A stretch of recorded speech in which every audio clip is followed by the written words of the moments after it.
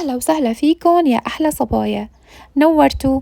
فيديو اليوم فيه شوية يوميات وشوية حكي من القلب وشوية فضفضة بعد غيبة وتأخير. بعرف إني تأخرت عليكم وبعرف إنه كتير منكم كانوا ناطرين الفيديو، ومشان هيك حبيت أطلع وأطمنكن علي وأحكي لكم إيش صار معي بهالفترة. رح نطبخ سوا ونحكي سوا ونشوف لقطات من العيد من يومياتنا البسيطة، وهيك كأنكم قاعدين معي بنفس البيت مثل كل مرة. يلا خلونا نبلش الفيديو، والله يسعد أوقاتكم كلها يا رب.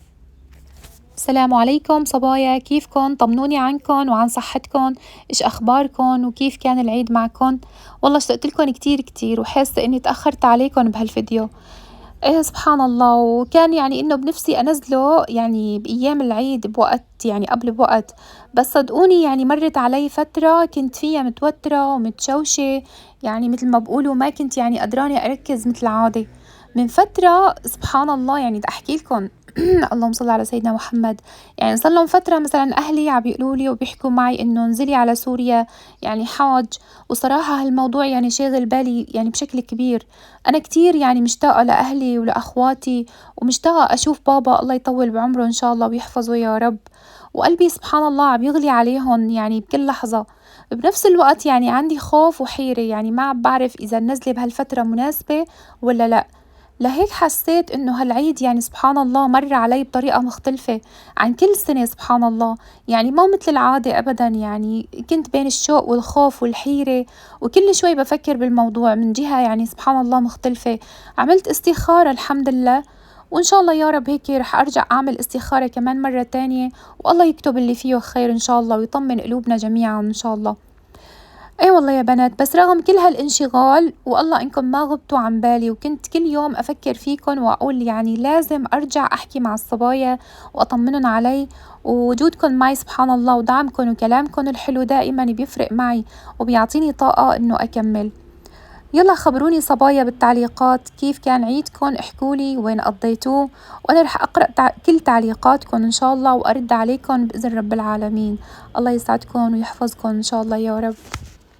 وكمان يا صبايا كتير منكن عم يسألوني عن الدواء وعن طريقة الحصول عليه، فحبيت أوضح لكم هالنقطة. وين ما كنتوا بأي مدينة وبأي ولاية أو بأي بلد، أنا حاطة رقم الواتس يعني واتسي بمنتدى القناة على اليوتيوب. تواصلوا معي مباشرة وإن شاء الله ما بقصر معكم. أنا بحكي مع الدكتورة وبشوف إذا في إمكانية للشحن لعندكم، وإن شاء الله يعني إذا متوفر بوصلكم يعني لعندكم. وعن جد يعني أنا ما عم بحكي من فراغ، الدواء كتير منيح. وزوجي اللهم صل على سيدنا محمد اليوم صار نازل 9 كيلو ولسه ما خلص أول علبة، يعني ما شاء الله النتائج معه كانت كتير حلوة والحمد لله مرتاح عليه. أما بالنسبة إلي أنا والولاد، نحن هالفترة ماشيين على نظام الطيبات إذا سمعتوا فيه من قبل، وحتى زوجي صار ياكل معنا نفس الأكل، بس بنفس الوقت مكمل على الدواء لأنه لسه بأول علبة. بصراحة أول ما سمعنا بالنظام استغربنا لأنه فيه رز وبطاطا يعني وأشياء يعني الناس كتير بتعتبرها أنه هي نشويات، بس لما جربناه لقينا مريح جدا، والأكل فيه كتير طيب وخفيف وما فيه أي تعقيد. وكمان يا بنات أكتر شي عجبني إنه صار في تنظيم بالأكل، يعني نظام، يعني ما عاد كل شوي مثلا ولد جاع أو بده ياكل شي، صار في مواعيد للفطور وللغدا، والوجبات بتكون يعني مشبعة وبتقعد معك يعني وقت طويل ما بتحسي بالجوع. عن جد ارتحنا عليه كلياتنا، والأكلات فيه بسيطة وما بتحتاري يعني كل يوم إيش بدك تطبخي.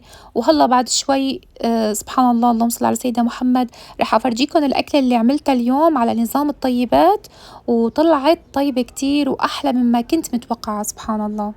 وهلأ شوفوا يا صبايا، أنا مثلي مثلكم تماما، أول ما سمعت عن نظام الطيبات ما كنت بعرف عنه شيء أبدا، يعني صرت أقرأ عنه وأتفرج يعني على الفيديوهات وأسمع تجارب الناس، وكل يوم شوي شوي أتعمق فيه أكتر. وبعدين سألت حالي طيب ليش ما نجرب، يعني منا خسرانين شيء، خاصة إنه زوجي اقتنع بالفكرة من أول ما سمع عنها يعني تقريبا، وصار يقول لي جربي هالوصفات ونشوف يعني إنه شلون يعني بتطلع.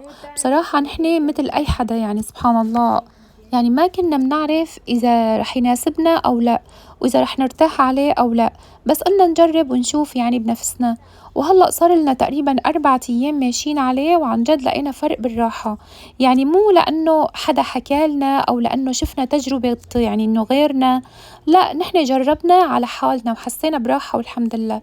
والحلو بالموضوع إنه ما في شي صعب أو معقد، يعني مو هو دوا يعني جديد أو شي يعني بيخوف الواحد يجربه.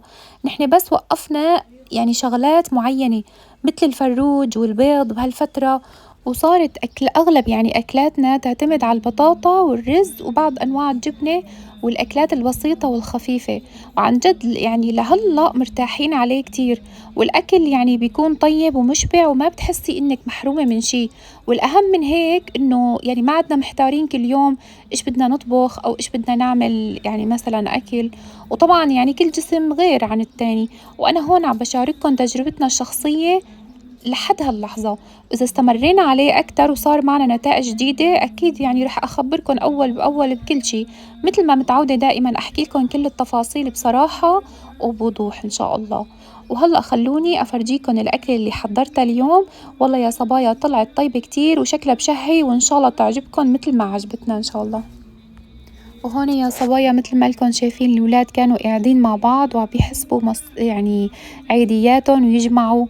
عاملين اجتماع هيك صغير بينات بعضهم، وكل واحد عم يحكي يعني شقد صار معه عيديات وشقد ناقصه، لأنه حاطين ببالهم هنن إنه بدهم يجمعوا ويشتروا آيباد على أساس يعني. والله سبحان الله يا بنات، يعني هيك أنا عم بتفرج عليهم بقول هيك بحكي مع حالي أحيانا بعصب عليهم وهيك بتضايق، يعني إذا علت صواتهم أو تناقروا هيك مع بعضهم أو عملوا شغلة يعني ما عجبتني، وهالشي طبيعي طبعا بكل بيت يعني يكون موجود.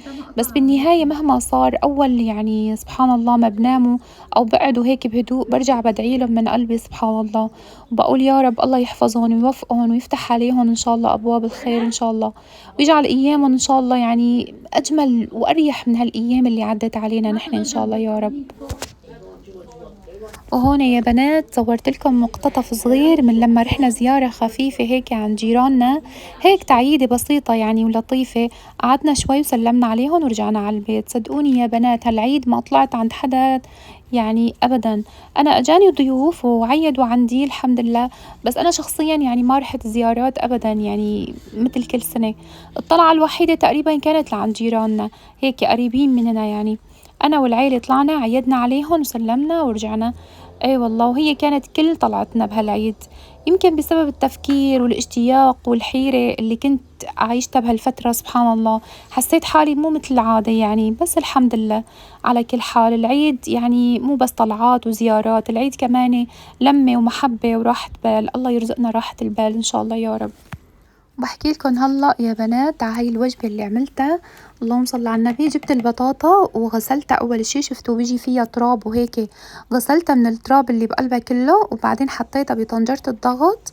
مشان تعرفوا طنجرة الضغط يعني أسرع أسهل من الطنجرة اللي ما يضغط يعني. اللهم صل على النبي. مدري أنا متعودة عليها يعني ما بعرف بلاقيها أسرع وهيك أحسن. اللهم صل على النبي. من بعد ما غسلت البطاطا حطيتها بطنجرة الضغط وسلقتها منيح منيح مثل ما شايفين يعني مسلوقة كتير كتير. ايه، ومن بعدها قشرتها ورجعت غسلتها غسلة تانية، وبعدين همستها هيك بالكباسة هي تبعيت البطاطا، همستها هيك كتير كتير وحطيت لها رشة ملح وحركتها هيك مع بعضها. ومن بعدها مثل ما شايفين هلا جبت صينية الفرن وحطيت أول شي الزبدة. هلا هون إذا بدك دوبي الزبدة ودهنية كمان نفس الشي، أو بدك حطيها مثل ما أنا حاططها هيك يعني شقف شقف هيك مديها بأرضية الصينية، لأنه على الحالتين هي رح تدوب يعني بقلب الفرن تحت البطاطا.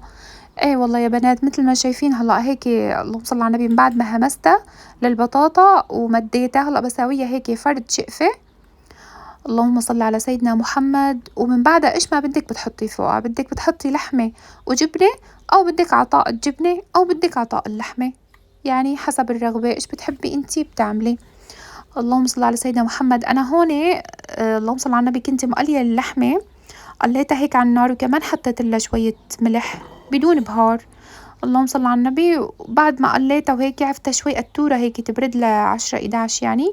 ومن بعدها مديتها هيك فوق الصينية بالتساوي، وهيك كبستها هيك قتورة، شي إنه ما تهرهر يعني، شي تعلق هيك بالبطاطا. شفتوا مو البطاطا هيك بتبقى مهموسة طرية لينة، فلما هيك بتكبسيها للحمة هيك عليها بتلزق فيها. اللهم صل على النبي. وهون كمان إذا بدك بتحطي طبقة تانية بطاطا أو بدك طبقة وحدة ما بتفرق. اللهم صل على سيدنا محمد. بس أنا هون حطيت لها طبقة تانية، رجعت كمان قشرت بطاطا وهمستها ونفس الطريقة، رشة ملح ورجعت حطيت لها طبقة تانية من هاي البطاطا. اللهم صل على سيدنا محمد. ومن بعدها هلا بس أساوي هاي الطبقة التانية البطاطا، بدي كمان أبشر الجبنة القشقوان، أبشرها هيك ناعم مشان كمان أمدها على وش الصينية. يعني مو ضروري إنه مثلا الواحد يكتر كتير جبنة على الوش، لأنه هي بقلبها فيه لحمة، بس مشان تعطي شكل وطعم تبقى يعني إنه طيبة وشكلها بصير كتير حلو الجبنة القشقوان على وش الصينية. ومثل ما بتعرفوا بما إنه البطاطا مسلوقة واللحمة مقلاي، فما بدك غير يعني شغلة 10 دقايق بالفرن مو أكتر، بتحطيها بتطلع ولا أطيب من هيك مثل ما شايفين هون. اللهم صل على النبي. رجعت حطيت لها شوية زبدة على الوش. ايه وهلا بحط هيك الجبنة القشقوان بفردها هيك على قد الصينية، وبتحطيها بالفرن 10 دقايق وبتطلع. وعن جد ياي ياي كتير كتير طيبة عن جد والله يا بنات، جربوها ما بتندموا، يعني أكلة صحية وخفيفة. هلا بالنسبة للمقادير، يعني إنه الوجبة هلا قطعتين بكفي لكل مثلا كل شخص، قطعتين منها بكفي. وعن جد هي البطاطا مشبعة، يعني بتغنيكي عن الخبز وعن التوست وعن هيك قصص. قطعتين بتكفي لكل شخص، أو 3 قطع كمان بتكفي إذا كان واحد مثلا يعني ما قدته، 3 قطع بتكفي عن جد وزيادة. وطلعت ولا أطيب من هيك. شوفوا يا بنات الشكل يعني بيحكي لحاله ما شاء الله. هلا شوفوا يا بنات بالنسبة للفطور الصبح إيش عملت. هلا مو سلقة أنا البطاطا، كمان هيك همستها وحطيت لها رشة ملح وحركتها هيك تحريكة، مديتها على التوست، وكمان شقوفة جبنة قشقوان كمان، وحطيت لها طبقة تانية بالتوست وعلى الكباسة، على كباسة الجبنة يعني كبستهم قطعتين، وكمان طلعت كتير طيبة. هلا هيك على الفطور اي والله طلعت كتير طيبة، وجنبها زيتونات. هاي وجبة الفطور. وهي بالنسبة للغدا كمان هيك كمان وجبة غدا كتير مشبعة وطيبة وأكلة سهلة وخفيفة. والله بتعرفوا يا بنات أنا ما توقعت إنه الولاد تعجبهم هاي الأكلة، إنه يعني أخذوا على الجو فورا. ما توقعت إنه يعجبهم، لأنه عندي الولاد مو متعلمين مثلا على الفروج، متعلمين على الأكل اللي فيه لحوم كتير، على الدهون وهيك، وعلى الطبخ متعودين على الطبخ كتير. فقلت لحالي يعني والله شلت هم، قلت شلون يعني بدهم يرضوا. ايه لما شافوها وداقوها عن جد كتير حبوها. حتى يعني اعمل لهم اياها مثلا عن يومين، ارجع تاني يوم ارجع اعمل لهم منها، كتير حبوها. يعني ما توقعت انه هن يتأقلموا هيك على هالاكلات معنا. ايه والله الحمد لله رب العالمين. حتى بتعرفوا فيكن تعملوها بيتزا كمان، يعني نفس الطريقة كمان بتحطي اللهم صل على النبي البطاطا، بس شلون هون ما بتحطيها مسلوقة مشان ما هيك مثلا تنهمس كتير أو مثلا ما تتماسك. لا بتبشريها، بتكون البطاطا مي مسلوقة، بس قشريها وبشريها وحطي لها شوية جبنة قشقوان وخلطيها هيك مع بعضها. ومن بعدها مديها بأرضية الصينية وحطي الطبقات اللي فوقها مثل اللهم صل على النبي مرتديلا أو فطر، جبنة قشقوان، زيتون، عطون، وهالأشياء هي كلياتها تبعات البيتزا. وعن جد بتطلع كتير طيبة كمان. جربوها يا بنات عن جد كتير طيبة البيتزا. ايه بهالطريقة يعني مو تكون مسلوقة البطاطا، بس تكون اللهم صل على النبي قشرية وهيك نطفية وبشرية على البشارة تكون ناعمة، وخلطيها بالجبنة القشقوان. ايه بتنجح بتتماسك، يعني بتصير قطعة وحدة، شلون لما العجينة تبعية البيتزا بنعملها ايه هيك بتتماسك كلها مع بعضها. ولهون يا بنات بكون وصلنا لنهاية الفيديو، وإن شاء الله يكون نال إعجابكم، واعطوني رأيكم بهالأكلة بالتعليقات. أنا بانتظاركم يا بنات. اللهم صل على سيدنا محمد، والله يعطيكم العافية ويجبر لي خاطركم إن شاء الله، ولا تنسونا من دعائكم. الله يجبر لي خاطركم إن شاء الله. والسلام عليكم ورحمة الله وبركاته.